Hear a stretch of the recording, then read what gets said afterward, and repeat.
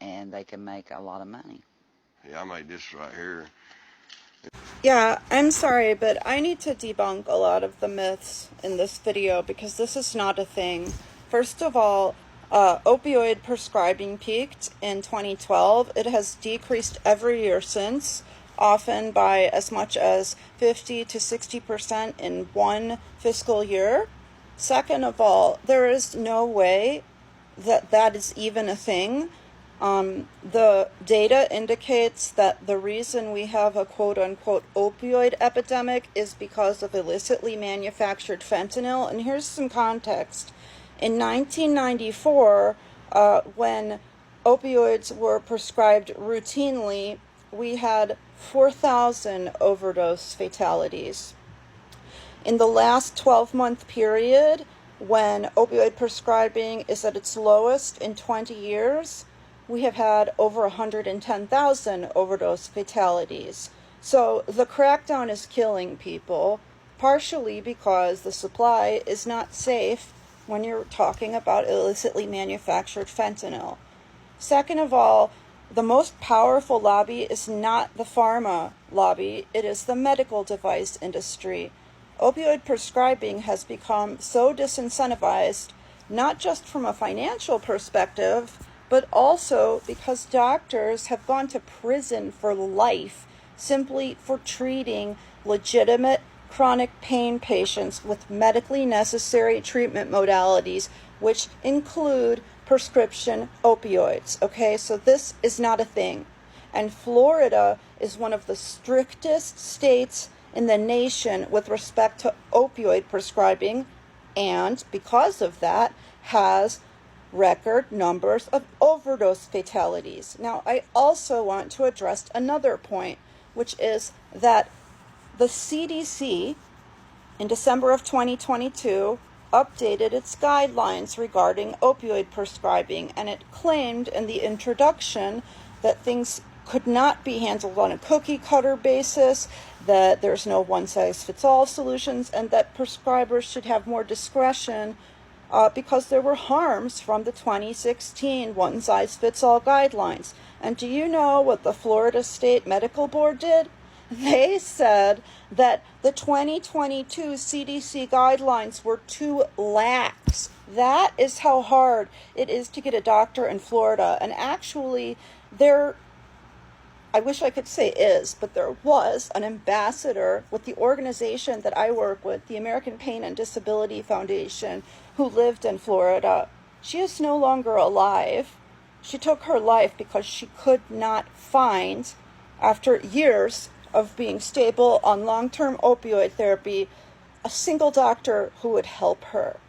So this myth is killing people, and it's a lie. There are no pill mills. There are drill mills. You can go and get epidural steroid injections for over $1,000 a shot. That's what the doctor gets. And those actually can cause life-altering consequences that can even be terminal. They can cause things like adhesive arachnoiditis, which is an incredibly painful condition that you don't want to get. Or cauda equina syndrome, etc. So I don't even know how to put this into words, but we need to stop this false narrative that doctors are just handing out pills or that there's all this money. There's no money in it. Doctors are terrified to prescribe these medications because they know that they can be sued, they can have all their assets seized, they can lose their licenses. There are doctors sitting in prison, federal prison, for life, for having done nothing other than help people who have cancer, who are terminally ill, who are palliative care patients, who have sickle cell, who have complex regional pain syndrome, etc. That is wrong, and I don't want this myth to be perpetuated anymore. If you want to talk about the data is not on the side of this overprescription narrative and this, oh, you can go get 450 pills. You could not get 450 pills anywhere in the United States, period. And do you know why?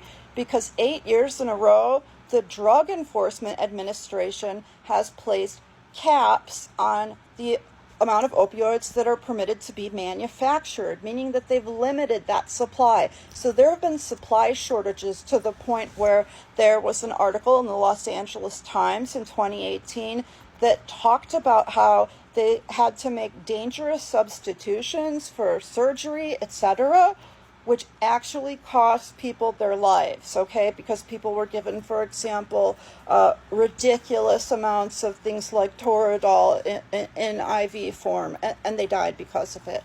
So this is not a thing. Even if you could find a doctor who would write this, and no doctor will, no pharmacy could or would fill those prescriptions. The pharmacies have all been sued under a public nuisance theory. They have been sued simply for filling legitimate prescriptions. And pharmacists have a doctorate in pharmacology, okay? They know what they're doing. So I would appreciate this myth not being propagated. And if you want real data, I'm happy to provide it. But this is harming pain patients, this narrative. And it is false. And it is not the rule. It is the exception, and it's not even possible to get those scripts filled. Okay, I am a legitimate chronic pain patient, and by legitimate, I just mean I'm not seeking 450 pills to go have fun, etc. I have a legitimate series of incurable, degenerative, life-limiting, excruciatingly painful conditions. In fact, one of them is nicknamed the suicide disease because that is how painful it is. All right, so I need my medication, and I have been stable on that medication for well over 15 years. Now, this kind of content is harming people like me.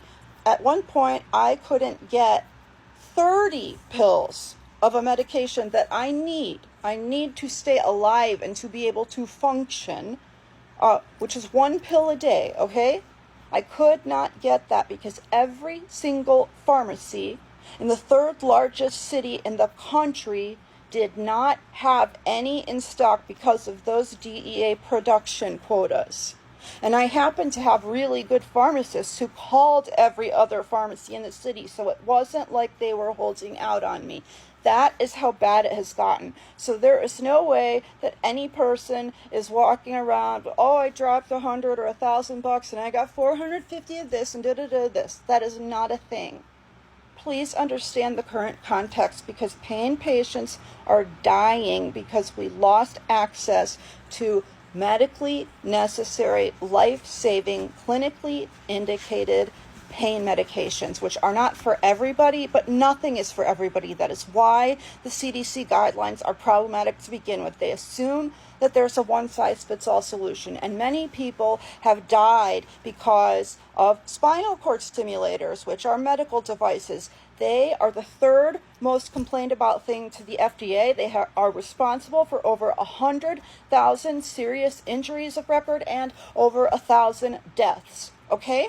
So when you want to come at people with this narrative about the pharmaceutical lobby, you need to take a hard look at the real data, because the medical device lobby is the most powerful.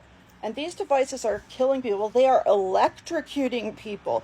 They are shocking people to death. They are not an appropriate alternative, and that's where the money is. If you want to follow the money, it is in prescription opioids. Thank you.